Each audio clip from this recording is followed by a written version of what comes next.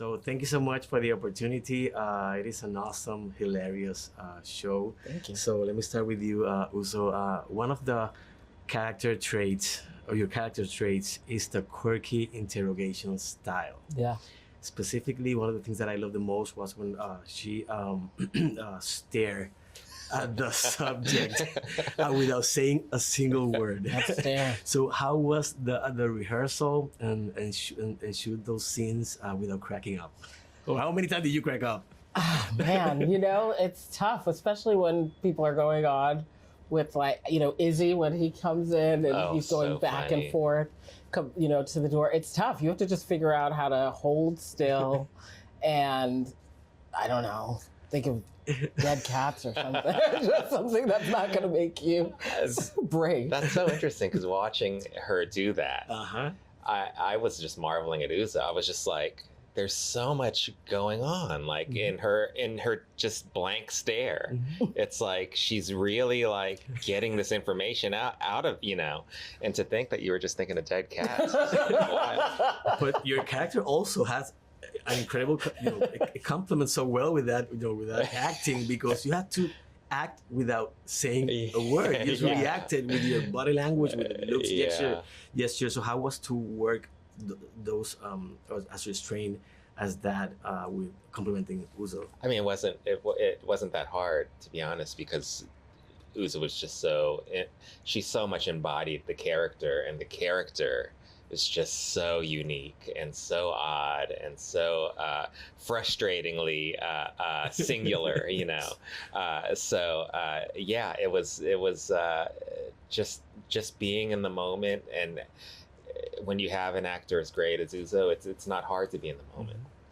Cordelia is an eccentric detective, like many historical detective figures in television and in the world. What was that delightfully weird, or the most weird character that made you, fall in love with the character to say, I have to do this? Yeah, I think she had such a unique style in her interrogations, and she wasn't afraid to use it, whether it's how she bird watches and applies that to how she does her interrogation. She's also not afraid to tell anybody what she thinks. Whether that's resisting in the beginning, the help from Randall's character, Edwin. But then I think I also loved how she falls in love with her partner, in the end. She does realize that he actually has the stuff.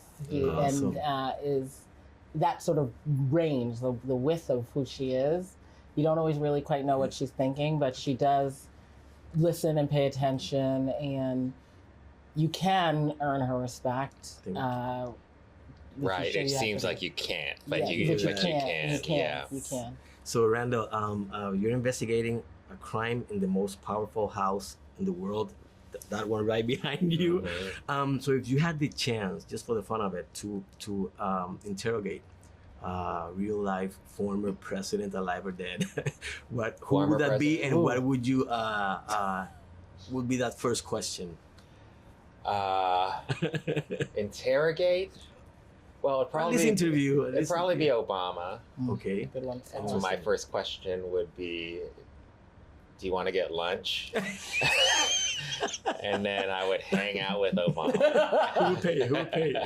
I'll pay. Okay. I'll pay to hang out with Obama. Awesome. So, Uzo, you have some unforgettable characters, from Orange to Cherry Chisholm, Clarice and the Supremes, which I love. Oh, thank you. So is there like a common thread that you look for from all these characters that made you decide when you're planning on working on a project? Yeah, I think the question, I always have to have the why. A question of why I'm going to do this is always important to me. What is it that I can bring to the story, add to the story? What don't I know that I find interesting? If I can find that answer, or that question rather, then I get interested in playing the part. That was true here with the residents, the why. We'd never seen a show set in this way in the White House. Yeah, you're right. And why now?